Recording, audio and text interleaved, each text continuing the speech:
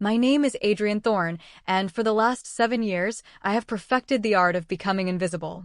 It's a quiet craft, one you learn not by choice, but by necessity. It begins with the way you walk, with shoulders curved just enough to displace less air, to not disturb the currents of more important lives.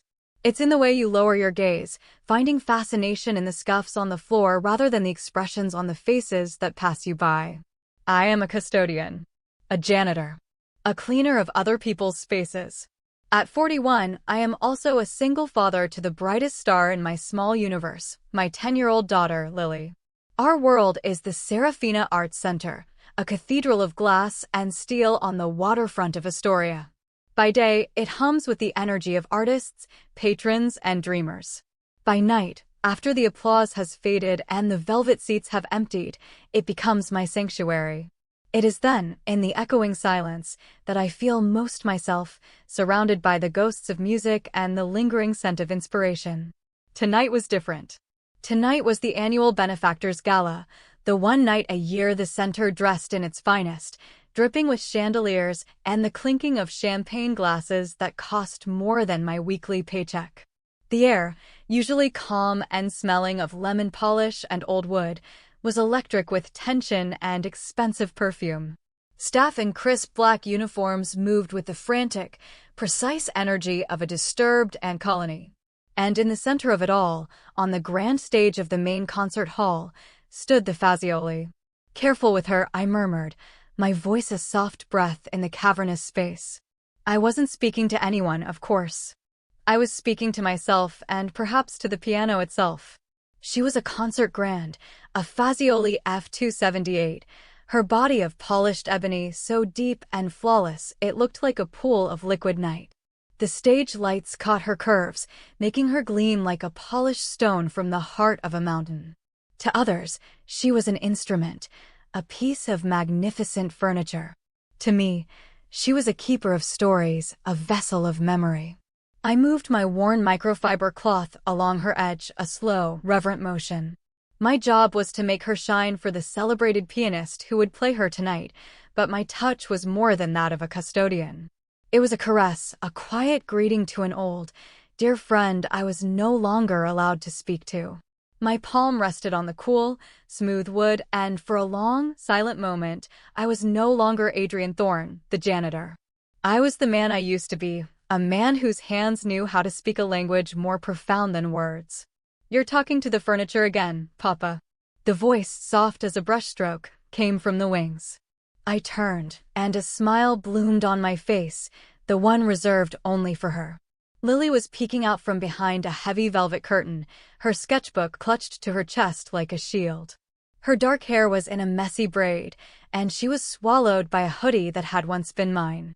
Technically, she wasn't supposed to be here, but tonight, her school's heating had failed, and my sitter had canceled. Besides, I couldn't stand the thought of her being alone. When Lily grew too quiet, it was my job to listen to her silence. She's not furniture, my little bird, I said, my voice returning to its usual gentle pitch. She is a forest of red spruce, 100 years of slow growth. She is the architecture of sound, a home for every feeling that doesn't have a name. Lily giggled, a sound like tiny bells, and settled on the floor just out of the main spotlight, her pencil already flying across a fresh page. I watched her for a moment, the fierce concentration on her small face, and felt that familiar ache in my chest, a mix of overwhelming love and a grief so deep it had become a part of my own architecture. I returned to my work, my hands tracing the memory of a melody. I had once sat at a piano just like this one, before my life became a careful ledger of bills and overtime shifts. Before the sterile white walls of a hospital room became my world. Before my wife, Clara, slipped away from us on a quiet Tuesday morning, leaving behind a silence that no music could fill. And in that silence, I had packed my own music away, burying it under layers of dust and duty. Mr. Thorne. The voice was sharp, cutting through my reverie. I looked up. A woman in a severe black pantsuit, a clipboard her weapon of choice, stood at the edge of the stage. Her frown was meticulously sculpted. Could you be finished with that, please? Ms. Vance will be doing her final walkthrough shortly, and everything must be pristine. I simply nodded, gathering my things. Words were unnecessary in these moments. I was part of the background, a function, not a person. But as I bent to pick up my small bucket of supplies, another voice, slick with arrogance, slithered down from the VIP balcony. My goodness, is he caressing it? One would think it was a long-lost lover. The voice belonged to Marcus Blackwood, a man whose wealth was old and whose condescension was brand new every day. He was a major donor to the center, a man in his late 50s with silver hair swept back from a tanned forehead and shoes that cost more than my rent. A few of the catering staff tittered nervously. I kept my eyes down, focusing on the methodical task of folding my cloths, giving each fold an undue amount of care. Blackwood, undeterred, continued his descent from the balcony. It's always so touching when the help forms a sentimental attachment to the inventory. What's next? Will he start weeping into the vacuum cleaner? This time the laughter was louder. I felt a familiar heat crawl up my neck, a mixture of shame and adornment, slumbering anger. I said nothing, but I saw Lily's pencil still. Her head was down, but her eyes, I knew, had flicked towards me. She knew this stillness in me. It was the quiet before a storm I never allowed to break. I picked up my bucket and turned to leave the stage. "Hold on," Blackwood called out, a smug grin spreading across his face.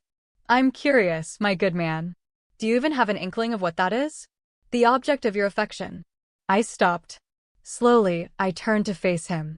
I looked at Marcus Blackwood, not with anger or offense, but with a strange, weary calm.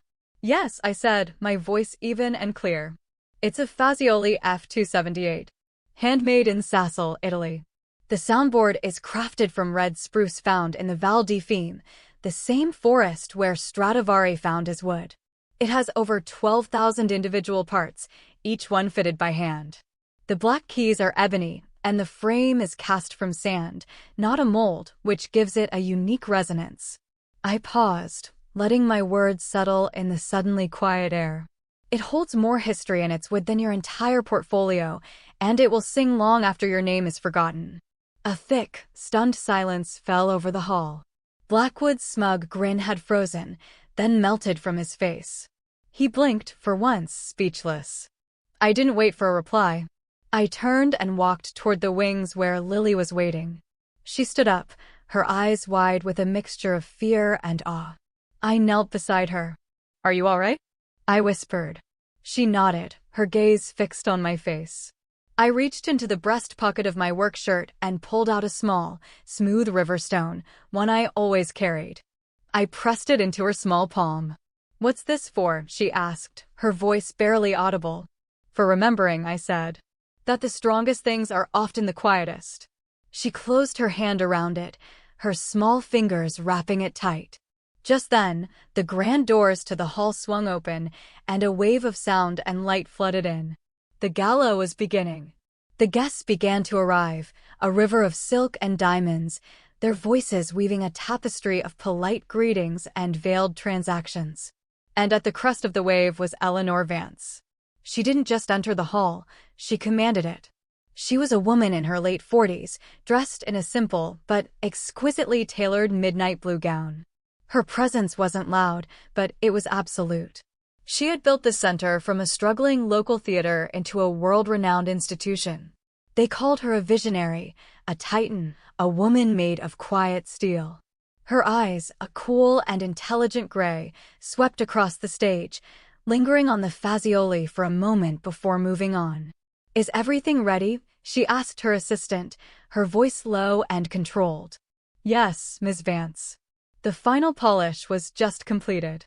She approached the piano, running her fingers lightly over the lid, a gesture I recognized. It was a touch of reverence. Then, as she turned, her gaze drifted toward the wings, and for a split second, her eyes met mine. She said nothing, but her look held for a moment longer than was polite, a flicker of curiosity, before she turned her attention back to her guests. I stood there, a ghost in the periphery, with Lily's small hand now tucked safely in mine. The evening was about to begin, and no one in that glittering hall, not the patrons, not Marcus Blackwood, not even the formidable Eleanor Vance, could possibly know that the most memorable performance of the night would not come from the program. It would rise from the shadows, from hands that were calloused from labor but had never forgotten the language of music. It would come from a father who had buried his own song under a mountain of grief, waiting for the one person who could give him a reason to sing it again. From her vantage point in the wings, Eleanor Vance watched the hall fill and thought, as she often did, about the nature of silence. There was the expectant silence before a performance, the heavy silence of a boardroom after a difficult decision, and the hollow silence of her own apartment after a 16-hour day. She had learned to navigate them all, to use them to her advantage. Elegance, she had long ago decided, was simply well-managed silence. The orchestra was tuning, a delicate chaos of strings and woodwinds finding their harmony. It was a sound that should have been beautiful, but to Eleanor it was the sound of logistics, of contracts fulfilled and expectations met. Everything, even art, was a business. She adjusted a diamond earring and nodded to the stage manager. "Inform the string quartet they will begin on my cue," she said. "And ensure Mr. Blackwood's latest puff piece on the patron's role in art is on every chair in the donors' circle. I want them feeling self-congratulatory before the soup course." The manager scurried off. Eleanor's gaze returned to the Fazioli, now gleaming under the focused spotlights. It was a perfect instrument, a perfect centerpiece. She could see her own reflection in its polished surface, a woman of poise and power, her expression carefully neutral. She detested mirrors. The murmuring of the guests grew louder. In the swirl of movement, her eyes found the janitor again. The one from earlier. He wasn't looking at the stage anymore. He was with a little girl, his daughter, she presumed, settling her into a discreet seat near a side exit. He bent down, brushing something off the girl's shoulder with a gentleness that seemed at odds with his rough-worn work clothes. There was something in his posture, a quiet resilience, a way of carrying himself as if he were simultaneously apologizing for his presence and refusing to be broken by it. The image lingered in her mind. Miss Vance. Marcus Blackwood materialized at her elbow, a flute of champagne in his hand. "A spectacular turnout. You've outdone yourself, as always." She offered him a cool smile. "And your article was strategically timed, as always, Marcus." Well, he smirked, some of us still appreciate the art of a grand entrance. And the difference between true passion and a mere polish. His eyes flicked derisively towards the empty stage where I had been working. Eleanor's gaze followed his, then returned to his smug face.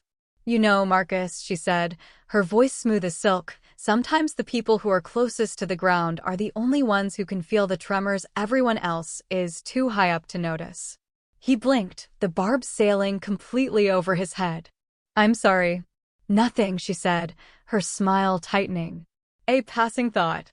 He chuckled, oblivious, and sauntered off to mingle. In the corridor, I was showing Lily where the staff washrooms were, where she could find a quiet corner if the noise became too much. "Are you sure you want to stay for the whole thing?" I asked her softly. Lily nodded, her eyes serious. "I want to hear the piano when it's singing for everyone." I tilted my head, a sad smile touching my lips. "It never sings for just everyone, my bird. That's the secret." She looked up at me, her brow furrowed. "What do you mean?" I searched for the right words, a language she would understand. "It's like this," I began. "When you play music, real music, it's not just notes. It's a conversation. The piano remembers everyone who has ever touched it. The composer remembers the feeling that wrote the song. And the player is remembering everything they've ever loved or lost. It's never just fingers on keys, Lily. It's a whole life trying to find its voice." She didn't reply, but she reached into her sketchbook and carefully tore out the page she had been working on. She handed it to me. It was a drawing of the Fazioli. But it wasn't just the piano. It was me standing beside it, one hand resting on the wood. She had captured the slope of my shoulders, a way the light seemed to pool around the instrument, and the look on my face not sadness, but a deep, quiet longing. My throat tightened. "You see things other people don't, little bird," I managed to say. You hear things they don't, she whispered back. The lights in the hall began to dim. An MC walked onto the stage, his voice booming through the sound system. Eleanor Vance stood just behind the curtain, her posture perfect, listening to the glowing introduction being given in her honor. And of course, none of this would be possible without the visionary leadership and boundless generosity of Ms. Eleanor Vance, whose commitment to the arts has enriched all of our lives. Polite, enthusiastic applause. Eleanor stepped into the spotlight. Smile. Breathe. Command. Thank you, she began, her voice calm and resonant. This hall has always been a vessel for extraordinary sound. But tonight, we celebrate more than the notes we hear. We celebrate the silent partners in their creation. She paused, her eyes scanning the sea of affluent faces. Talent, she continued, is not always accompanied by pedigree. It does not announce itself in a bespoke suit or a prestigious address. Sometimes, talent hides. It waits. It survives in the quietest corners, waiting for a single moment to be seen. Her gaze, for just a fraction of a second, seemed to find me in the shadows where I sat with Lily. Then it swept on. The proceeds from this evening will fund our New Echoes initiative, providing instruments and instruction to children in our city's most underserved communities. Because brilliance is not a privilege. It is a birthright that belongs to everyone, not just those who can afford a ticket to a gala. The applause was thunderous this time, a standing ovation. But I didn't stand. I just sat there, my hand resting on Lily's shoulder, a stone statue in the warm glow of a moment that was not meant for me. Later, during the first intermission, I was standing in a service corridor, waiting for Lily to return from the washroom. Marcus Blackwood passed by, his face flushed with wine and self-importance. You know, he slurred slightly, stopping in front of me. You have a remarkable amount of nerve, putting on that little philosophical act earlier. I didn't reply, my gaze fixed on the scuffed tile at my feet. He leaned in closer, his breath sour with champagne. You think touching a masterpiece gives you some kind of insight? That it confers worth upon you. Slowly, I lifted my head and met his gaze. My voice, when I spoke, was quiet and devoid of heat. No, I said. I think worth is something you have or you don't. It can't be bought. But I do think that being able to walk past a masterpiece every single day and feel nothing, that's a special kind of poverty. Blackwood's face went slack. For the first time all evening, he had no retort. He simply stared, and I walked away. Back in the main hall, Eleanor found herself drawn to the stage. During the lull, she sat down at the Fazioli, alone. Her hands hovered over the keys, not pressing down, just feeling the cool, smooth ivory beneath her fingertips. A lifetime ago, before acquisitions and board meetings, she had been a pianist. She had practiced Brahms until her fingers bled. Her father, a man who equated success with victory, had smashed her second-place trophy after she lost the state finals. She hadn't played for an audience since. Until now. She pressed a single key. A C sharp. It rang out, pure and clear, a perfect, lonely note in the vast, empty hall. She closed her eyes. When Lily returned, she found me waiting and slipped her small, warm hand into my calloused one. Are you sad, Papa? She asked, her voice small. I looked down at her and shook my head, managing a real smile this time. No, my little bird, I said. I'm just remembering how loud a beautiful silence can be. The grand hall was a galaxy of shimmering gowns and tailored tuxedos. The symphony had just finished its first set, a soaring piece by Mahler that left the air vibrating. I stood in the service hallway, the rumbling applause a distant tide against the shore of my own quiet world. The second performance had ended, and my shift was technically over. I should leave. I should take Lily, clock out, and melt back into the anonymity of the city night. That was the smart thing to do, the safe thing. It was the pattern of my life for 7 years. Do the work, leave no trace, disappear. To be invisible was to be safe. But I couldn't move. My feet felt rooted to the polished concrete floor. Papa? Lily's voice cut through my thoughts. I turned. She was standing at the end of the hall, her expression serious. In her hands, she wasn't holding her sketchbook. She was holding my old music journal. It was bound in worn, cracked leather, a relic from another life I kept tucked away at the very bottom of my locker. I hadn't realized she even knew it existed. "I found this," she said, walking towards me. I thought, maybe you forgot what was inside. My breath caught. I slowly reached out and took the journal from her. The leather was soft and familiar under my fingers. When I opened it, the pages whispered. Staves of music stared back at me, frantic scribbles of melody, chords crossed out and rewritten, fragments of a language I had forced myself to forget. And there, on a page yellowed with age, a title, Clara's Sunrise. It was unfinished. I blinked, a sudden, sharp pressure behind my eyes. I knelt down to her level. "Where did you learn to be so brave?" I asked, my voice thick with emotion. Lily shrugged, a small, simple gesture that held the weight of the world. "From you," she said. "Except when you forget that you are." Her words were a clean, sharp blow, more stunning than any of Blackwood's insults. They didn't wound, they awakened. "I don't want you to see me like this," I said, my voice dropping to a whisper. "Hiding. I don't want you to remember tonight because of what they said." She tilted her head, her gaze unwavering. "I won't remember what he said," she replied with a certainty that humbled me. "I'll remember you standing on that stage, proud, like you knew a secret they couldn't understand." She paused, then added shyly, "You still love the piano, don't you, Papa?" I didn't answer right away. I looked from the journal in my hands to her earnest, searching face. "I love it," I finally admitted, the words feeling strange and true on my tongue. "The way some people love a star. Quietly. From a great distance. Never daring to get too close." Lily considered this with the gravity only a child can possess. Then, with a courage that far surpassed her 10 years, she said, "Maybe it's time to stop being afraid of the light." Back in the glittering hall, Eleanor was sipping a glass of water, watching Marcus Blackwood hold court with a circle of fawning admirers, loudly recounting his witty takedown of the sentimental Custodian. She wasn't listening to his words, but to the hollowness behind them. Her mind kept returning to my eyes. They weren't humiliated or defeated. They were anchored. Like a deep-rooted tree, weathered but unbowed. She admired that strength. She even envied it.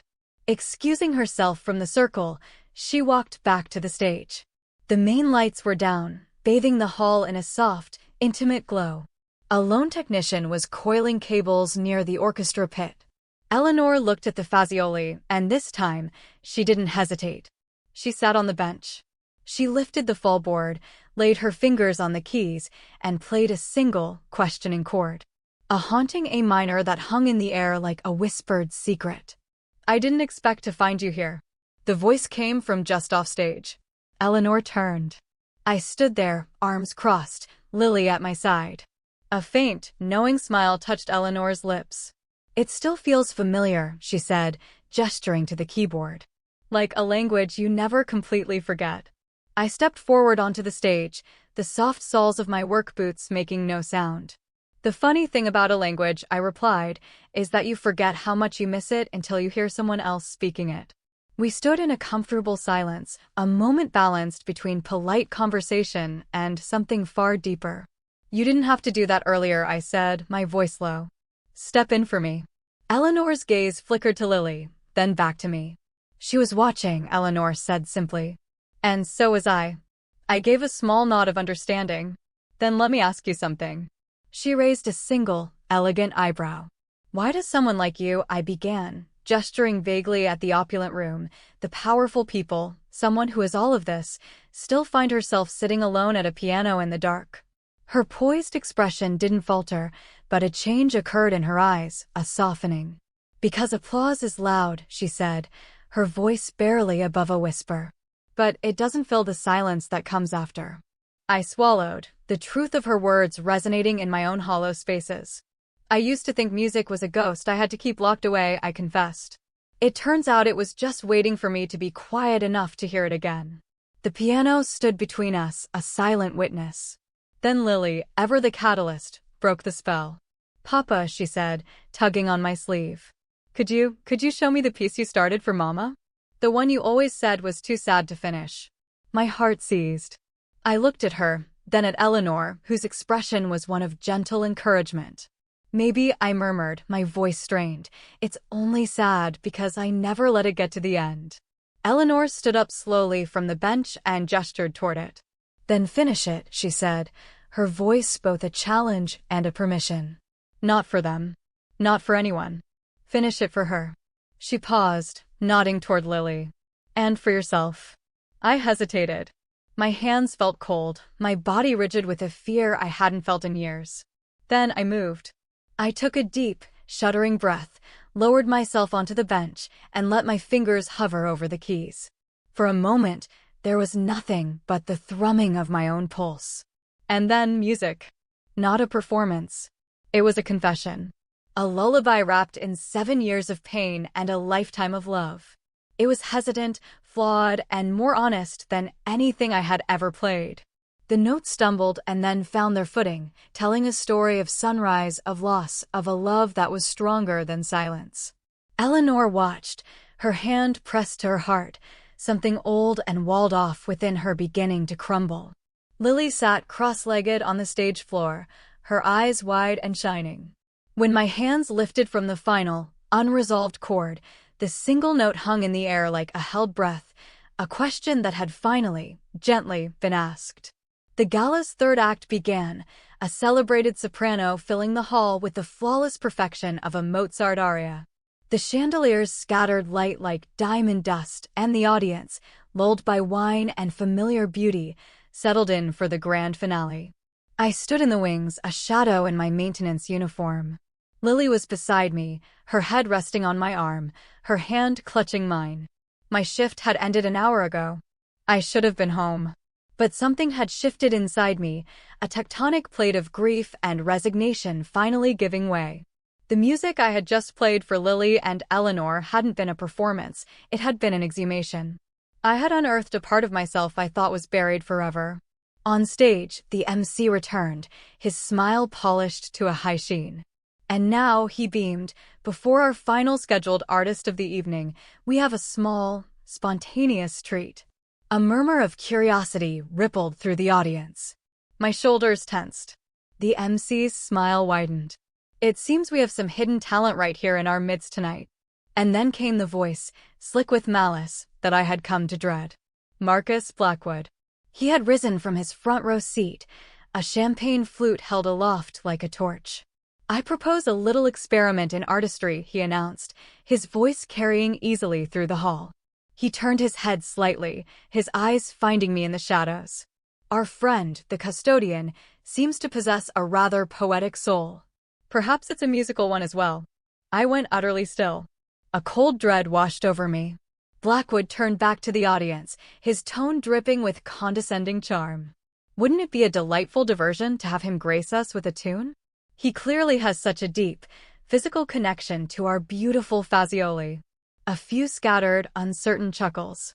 From her seat, Eleanor Vance's posture stiffened. Marcus, she began, a clear note of warning in her voice. But he was on a roll, playing to the crowd. Come now, he said, looking directly at me, his voice a mocking caress. You spoke so movingly about the instrument's soul earlier. Why not let your hands do the talking? Give us a taste of that blue-collar brilliance. A little nursery rhyme, perhaps? Surprise us. The laughter was louder this time. A cruel, layered sound of mockery, discomfort, and herd mentality. I felt the hot glare of a spotlight swinging towards me, pinning me against the wall like an insect. Papa, Lily whispered, her voice trembling. I looked down at her. Her face was pale, her eyes wide with fear for me. In that moment, the world slowed. Every instinct screamed at me to refuse, to shake my head and melt back into the shadows where I belonged, to protect what little dignity I had left. But then I saw the look in Lily's eyes, and I saw my own fear reflected there. And I knew, with a certainty that burned away the dread, that if I retreated now, the lesson she would learn would be that bullies win. That art must hide. That her father was a man who stayed quiet. Something in me, a lock rusted shut for 7 years, broke open. I stood up. A collective gasp, then an immediate, profound hush fell over the hall. I walked out of the wings and onto the stage. Each step my work boots took on the polished floorboards echoed in the silence. When I reached the piano, I didn't sit. I turned to face the glittering, expectant crowd. "I didn't come here tonight to perform," I said. My voice wasn't loud, but it was clear and steady, carrying to the back of the room. "I came here to sweep the floors, to polish the brass, and to make sure this beautiful space was ready for you. That is my job. That is what I am paid for." A single nervous cough from the back. I waited a beat. "But life," I continued, "doesn't always care what you're paid for. Sometimes, it dares you to remember who you were before the job title." I saw Eleanor lean forward in her seat, her lips slightly parted. I turned and looked down at the keyboard. The Fazioli waited, its silence not empty, but full of potential. I sat on the bench, not with the flourish of a performer, but with the quiet reverence of a man returning home after a long and brutal war. I placed my hands on the keys, the cool ivory a familiar comfort. Then I looked up, my gaze finding Marcus Blackwood. A small, sad smile touched my lips. "A nursery rhyme, you suggested." My voice was barely a whisper, but it felt like a roar. "I'm sorry to disappoint you." And then I began to play. The first notes were not of a nursery rhyme. They were the opening bars of Chopin's Ballade No. 1 in G minor. A single, questioning G, hanging in the air like a held breath, followed by a cascade of sound that rose from the piano like a storm gathering over a quiet sea. My fingers didn't move with the cold, technical perfection of a conservatory pianist. They moved with the certainty of memory of emotion. It was a piece I hadn't played in a decade, but my hands remembered. My heart remembered. The music was a torrent of every emotion I had suppressed for 7 years. The fury, the despair, the bottomless grief, but also the fierce, defiant love for my wife, for my daughter, for the beauty that I had thought was lost to me forever. The audience, which had been expecting a joke, was frozen. There was no joke here. There was only music, in its rawest, most terrifyingly vulnerable form. Blackwood's face was a mask of disbelief, his champagne flute suspended halfway to his lips. Eleanor had one hand pressed to her chest, her eyes closed. Lily's sketchbook had slipped from her lap, forgotten. I played like a man possessed, not by a demon, but by a ghost who simply wanted her story to be told. The melody surged and broke, a cry of anguish followed by a passage of such exquisite tenderness, it felt like a prayer. The people in the velvet seats stopped seeing a janitor. They saw a man, a father, a survivor. They saw their own hidden griefs, their own silent heartbreaks, reflected in the music pouring from the stage. The final, thunderous chords of the ballade rang out, a declaration of survival, and then, silence. A silence so absolute, so heavy with emotion, it felt more profound than any sound. The kind of quiet that follows a lightning strike, when the world holds its breath to see what is still standing. And then, a single sound broke the stillness. A clap. Eleanor Vance, on her feet, her face streaked with tears she didn't bother to wipe away. Then another and another until the hall erupted. It wasn't polite applause. It was a roar. An ovation of shock, of gratitude, of catharsis. I stood up slowly from the bench. I didn't bow. I simply looked out at the sea of faces that had, moments ago, been ready to laugh at me, and I gave a single, small nod of acknowledgement.